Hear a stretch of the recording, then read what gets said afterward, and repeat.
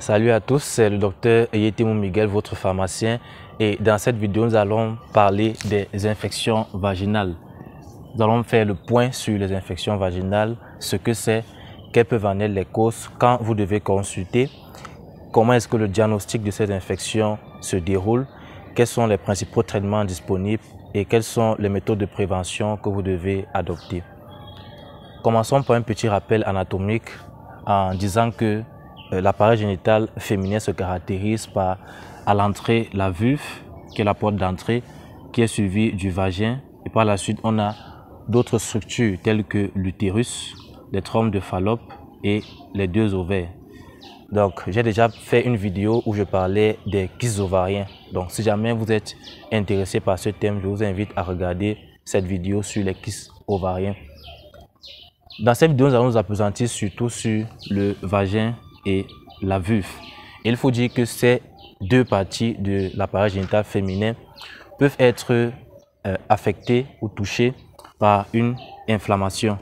On parle de vaginite lorsqu'il s'agit d'une inflammation du vagin et on parle de vulvovaginite lorsqu'il s'agit d'une inflammation à la fois de la vulve et du vagin.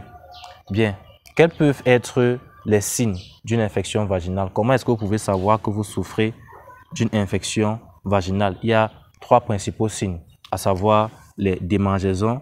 Donc, si vous avez des démangeaisons externes ou internes, cela pourrait être le signe d'une infection vaginale. Ensuite, nous avons les douleurs. Donc, vous pouvez ressentir notamment des douleurs au niveau de votre pelvis ou au niveau de votre bas-ventre, des douleurs lors des rapports sexuels ou encore des douleurs lors de la miction, c'est-à-dire lorsque vous urinez. Et enfin, vous pouvez avoir des pertes blanches. Il faut dire que les pertes blanches peuvent être normales si jamais elles sont d'aspect clair, si jamais elles sont sans démangeaison, donc si elles ne sont pas accompagnées de démangeaison. Mais si vous constatez que vous avez des pertes blanches inhabituelles, dont le volume a augmenté ou alors dont la couleur a changé ou a été modifiée, cela pourrait être le signe d'une infection vaginale. Parlant des causes des infections vaginales, les principales causes sont des germes. Il faut déjà savoir que le vagin est un site ou un endroit riche en microbes. Donc, il y a un grand nombre de bactéries et la majorité des bactéries dans le vagin sont des bactéries bénéfiques qui sont bonnes pour la santé et la protection du vagin. Mais il peut arriver donc un déséquilibre entre les bonnes bactéries et les autres agents pathogènes qui va causer le développement des infections vaginales. On peut avoir des infections vaginales causées par des bactéries et dans ce cas, les pertes blanches seront généralement d'aspect grisâtre ou jaunâtre et les infections vaginales bactériennes se caractérisent surtout par une forte odeur, notamment de poisson. Ensuite, nous avons les infections vaginales fongiques dues à des champignons tels que le Candida albicans qui causent des pertes blanches d'aspect épais, un peu comme des grumeaux de yaourt ou de crème. Donc, c'est très épais et c'est blanchâtre. Et aussi, les infections vaginales fongiques, comme toutes les infections fongiques, que ce soit au niveau de la peau ou au niveau d'autres sites du corps, sont généralement accompagnées de démangeaisons très intenses. Et enfin, nous pouvons avoir aussi des infections vaginales dues à certains parasites, tels que le Trichomonas vaginalis. Et si vous souffrez de Trichomonas, qui est l'infection due au Trichomonas vaginalis, vous aurez des pertes blanches d'aspect verdâtre ou jaunâtre, accompagnées d'odeurs. Maintenant, quand est-ce que vous devez consulter si jamais vous avez ces symptômes? Vous devez consulter si vous avez ces symptômes et que c'est la première fois que ça vous arrive. Donc, si vous n'avez pas d'antécédent d'infection vaginale, ou encore si ces symptômes sont associés au développement de la fièvre, ou même si vous pensez que vous êtes enceinte, ou alors si effectivement vous êtes enceinte, vous devez vous faire consulter parce que cela peut affecter votre santé, mais surtout la santé de votre fœtus. Vous devez aussi vous faire consulter si vous avez eu des partenaires sexuels différents ou nouveaux. Et enfin, vous devez vous faire consulter si ces symptômes d'infection vaginale sont récidivants, c'est-à-dire s'ils partent et reviennent de manière régulière. Continuons la vidéo avec le diagnostic. Le diagnostic des infections vaginales passe par l'historique de votre santé intime.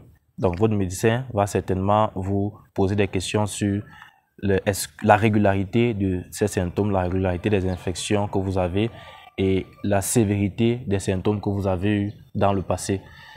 On pourra aussi vous faire un PCV, c'est-à-dire un prélèvement cervico-vaginal, durant lequel le médecin va prélever des cellules ou des sécrétions de votre vagin pour les analyser et pour trouver s'il y a des germes qui pourraient être à l'origine des symptômes dont vous souffrez.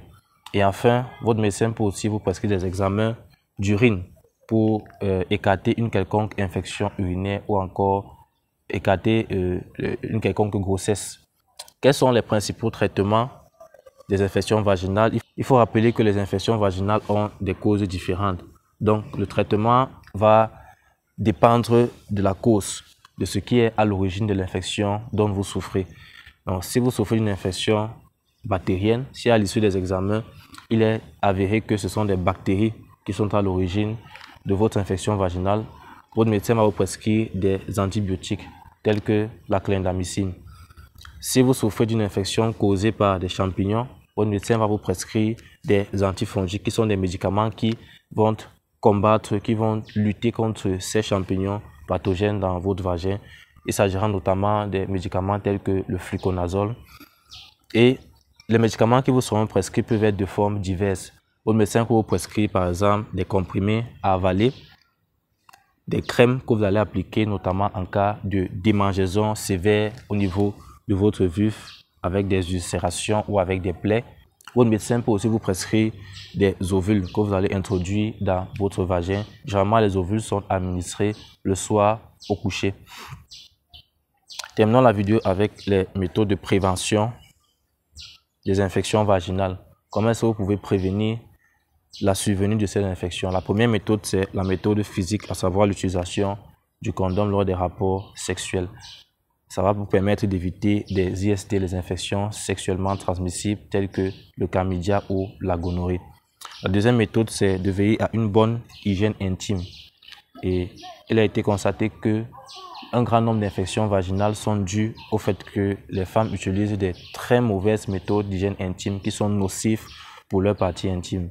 Donc, j'ai déjà fait plusieurs vidéos sur les astuces pour l'hygiène intime, ce qu'il faut faire et ce qu'il faut éviter. Je vous invite à regarder ces vidéos pour en savoir davantage. Et enfin, vous devez veiller à porter des sous-vêtements en coton qui vont permettre à votre vagin, à votre partie intime de respirer suffisamment. Et vous devez éviter de porter des vêtements trop serrés parce que ça va favoriser le développement ou la survenue notamment des infections fongiques, puisque les champignons aiment bien lorsqu'il y a la macération, lorsqu'il y a l'humidité, lorsqu'il y a la chaleur.